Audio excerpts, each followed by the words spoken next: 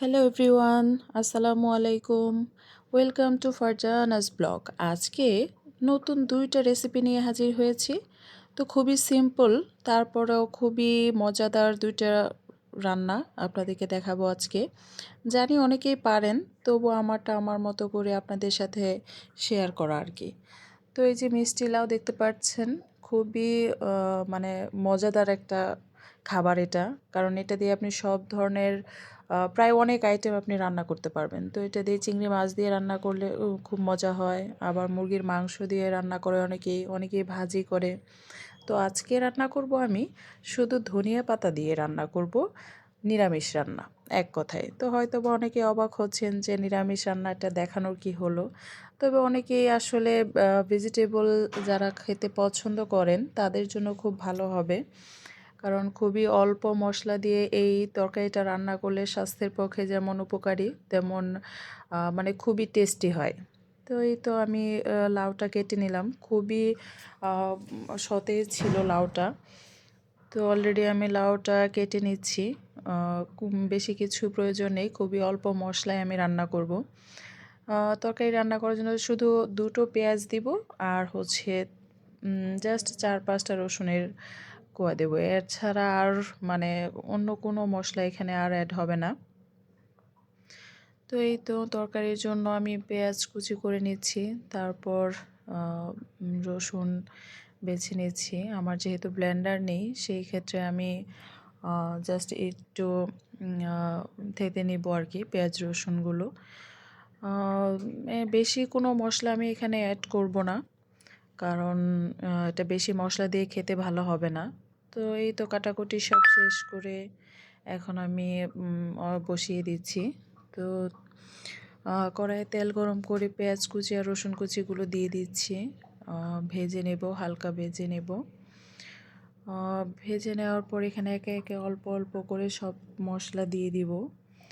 আর পরিমাণটা খুবই কম হবে, কারণ লাউয়ে আসলে আমরা জানি এত মশলা বা মরিচ এগুলো আমরা কিছু ব্যবহার করি না। খুবই সিম্পলভাবে রান্নাটা আমি করব। এই তো হাফ চামচ মরিচ গুঁড়ো, হাফ চামচ হলুদ গুঁড়ো। এখানে আমি অল্প জিরে গুঁড়ো ব্যবহার করব, তাহলে একটু ফ্লেভারটা ভালো আসবে। আর সস গুঁড়ো দিব, 2টো গুঁড়ো আমি অল্প করে দিব যেন ফ্লেভারটা খুব ভালো আসে। তো এতে দিয়ে তারপর পরিমাণ মতো লবণ দিয়ে এখন মশলাটা ভালো করে কষিয়ে নিচ্ছি। এখানে আসলে আর তেমন কিছু ব্যবহার আমি করব না। এই তো ভালোভাবে কষিয়ে নেওয়ার পর আমি ধুয়ে রাখা বা ওই কেটে রাখা লাউটা আমি এখানে দিয়ে দিব। লাউটা দেওয়ার পরও কিন্তু আমাদের আরও 5 থেকে 7 মিনিট ভালো করে কষাতে হবে, কারণ এখানে যেহেতু আমি মাছ বা অন্য মাংস বা কোনো কিছুই আমি দিয়ে রান্না করছি না, শুধু মশলা দিয়ে আমি লাউটা রান্না করছি। তো সেই ক্ষেত্রে মশলাটাই হচ্ছে মেইন ইনগ্রেডিয়েন্ট এখানে।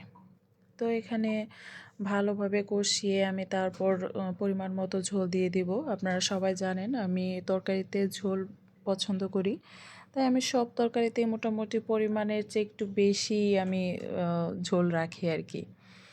তো এই তো লাউটা ভালোভাবে কষানো আমার প্রায় হয়ে যাচ্ছে। তো এখানে ঝোলের জন্য আমি পানি দিয়ে দিব। লাউটা খুব ভালোভাবে আমি কষিয়ে নিয়েছি, আসলে এখানে এই লাউটা কষানোর মধ্যেই সেদ্ধ হয়ে গেছে। তারপর পরিমাণ মতো পানি দিয়ে আমি আবার ঢেকে দেব। লাউটা অলরেডি আমি সেদ্ধ হয়ে গেছে, এখন আসলে বেশিক্ষণ ইয়া করার কিছু নেই। এখানে জাস্ট কাঁচামরিচ আর ধনিয়া পাতা দিয়ে আর একটু 5 থেকে 10 মিনিট রেখে এই তো আমার লাউ রান্না শেষ। এখন আরেকটা আইটেম করব, বেগুন ভাজি। এটা আমার মেয়ের খুব ফেভারিট। তো আমি লাউ দিয়ে যেহেতু খাবো, সে এই লাউ খাবে না, তো তার জন্য আবার বেগুন ভাজি করছি। একটা বেগুন শুধু 5 পিস ভেজে নেব তার জন্য। এর মধ্যে মশলা টশলা পরিমাণ মতো খুবই অল্প মশলা দিয়ে আমি ভাজবো, কারণ বেগুন ভাজিতে আসলে ঝাল হলে ভালো লাগে না। জাস্ট অনেকেই শুধু হলুদ আর লবণ দিয়েও ভাজে, আমি অল্প পরিমাণে একটু শুধু মরিচ গুঁড়ো বা জিরে গুঁড়ো এগুলো দিয়ে আমি একটু হালকা ভেজে নেব। তো এই তো আমার বেগুন মশলা মাখানো শেষ। এখন তেল গরম করে এর মধ্যে একে একে ছেড়ে দিব। বেগুন ভাজিটা আমি হালকা একটু ডুবো তেলে ভাজার চেষ্টা করি, কারণ হচ্ছে অল্প তেলে আসলে বেগুন ভাজিটা ভালো হয় না। এই জন্য এই তো আমার বেগুন ভাজিও শেষ। আজকে আমার অলমোস্ট 2টা আইটেমে আমি রান্না করেছি। তো এখন আমরা খেয়ে নেব। কেমন হলো অবশ্যই জানাবেন। আল্লাহ হাফেজ।